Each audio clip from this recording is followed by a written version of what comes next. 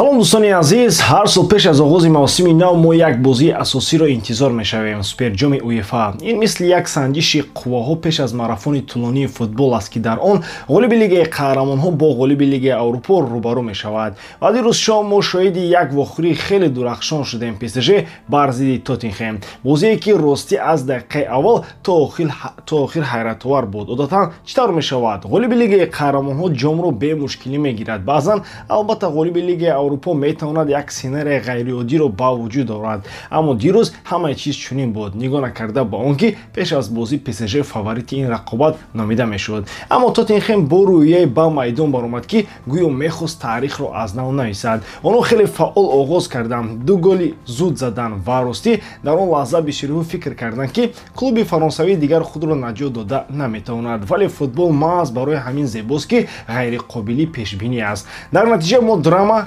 камбэк ва зарбаҳои пеналтиро дидем. Имрӯз мо ин бозиро пурра таҳлил мекунем. Чӣ лаҳзаи калидӣ шуд, дар куҷо мурғҳо пирӯзиро аз даст доданд ва чӣ тавр Луис Энрике тавонист ҷараёни бозиро гардонад. Аз шумо мисли ҳар вақта лайк ва дар канал обуна шудан, аз он бошад ҳар рӯз видеои нав баровардан. Акнун дар ягон ҷо баъз уршнед, мо бошем сар мекунем. Дӯстон, тамошои бозиҳои футболӣ ва дигар намуди варзиширо шумо метавонед аз сарпарасти видеои мо ширкати 1x ҷолибтар гардонед. Ин ширкат чандин сари сол мешавад ки кору фаъолият дорад ва беҳтарин шароитҳоро фароҳам меорад.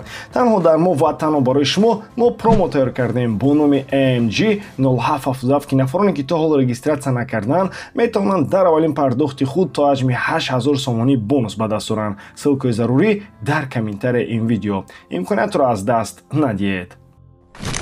Бозии суперҷоми УЕФА миёни ПСЖ ва Тоттенхэм ҳам драма буд, ҳам рамзӣ. Парижиҳо ки бори аввал ҳамчун ғолиби Лигаи Қаҳрамонҳо ба ин бозӣ баромаданд, тавонистанд вохӯриро то зарбаҳои пеналти бирасонанд ва он ҷо оромии худро нигоҳ доранд. 2-2 дар вақти асосӣ ва 4-3 аз нуқта. Ин трофей на танҳо аввалин суперҷоми таърихии клуб аст, балки аввалин таърихи футболи Фаронса ҳам мебошад. То имрӯз дастҳои Лигаи Як танҳо иштирок мекарданд, аммо бо ҷоизаи асосӣ майдонро тарк намекарданд. Ҳоло бошад номи Фаронса дар рӯйхати кишварҳои ғолиб сабт шуд, гарчанде Испания ҳамоно пешсаф аст, 17 пирӯзӣ дар суперҷом. Ин пирӯзӣ идомаи мантиқии бартарии комили парижиҳо дар мавсим аст. Зери роҳбарии Луис Энрике даста аллакай Лигаи Як, ҷоми Фаронса, суперҷоми Фаронса, Лигаи Қаҳрамонҳо ва ҳоло суперҷоми УЕФАро бурд. Танҳо ноумедӣ шикаст аз Челси дар финали ҷоми ҷаҳонии клубҳо, аммо ҳатто он натавонист манзараи умумиро вайрон кунад.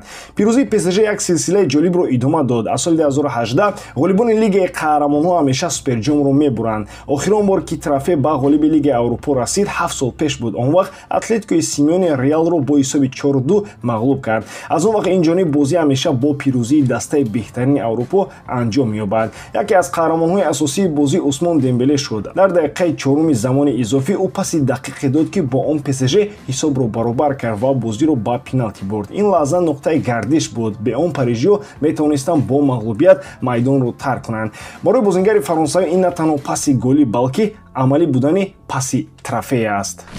Парис Сен-Жермен бо ҳақ суперҷоми Европаро гирифт, гарчанде дар ҷараёни бозӣ Тоттенхэм имкони аъло дошт ки ҷомро ба даст орад.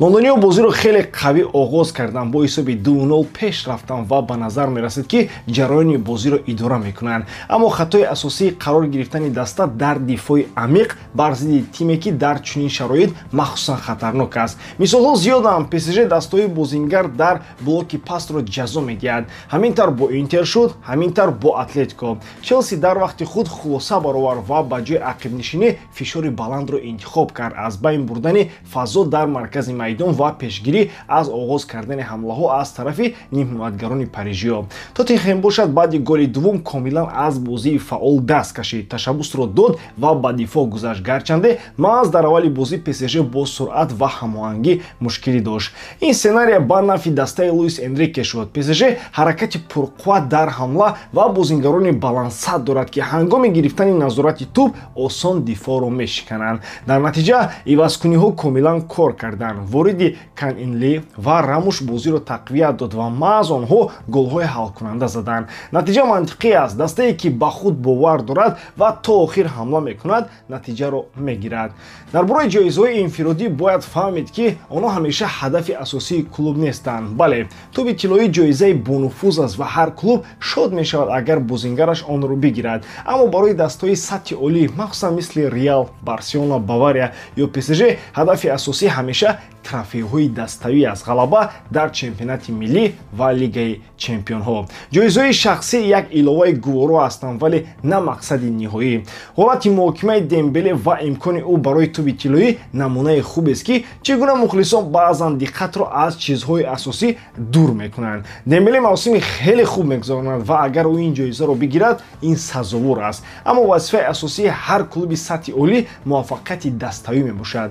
Дар ин бозӣ ПСЖ боз нишон дод, ки чаро онро яке аз қавитарин дастҳои ҷаҳон мешуморанд. қобилияти тағйир додани ҷараёни бозӣ, сабр дар ҷустуҷӯи лаҳзаҳои зарурӣ ва кори дурусти ҳайати мураббиён. Тоттенхэм бошад як дарси муҳим гирифт. Бар Зидди чунин рақибон наметавон аз бозӣ берун шуд ва ташаббусро дод, хусусан вақте ки ту бартарии дуголагӣ дорӣ. ПСЖ як қадами муҳим барои мустаҳкам кардани мақоми аврупои худ гузошт. пирӯзӣ дар суперҷом на танҳо як нишони зебо дар коллексия, балки далелест, ки дастаи Луис Энрике метавонад ҳатто дар шароити мушкил ва сценарияи нохуш бозиро ба нафи худ анҷом диҳад. Агар онҳо ҳамин тавр идома диҳанд, соли 2025 метавонад ҳамчун яке аз муваффақтарин солҳои таърихии клуб сабт шавад.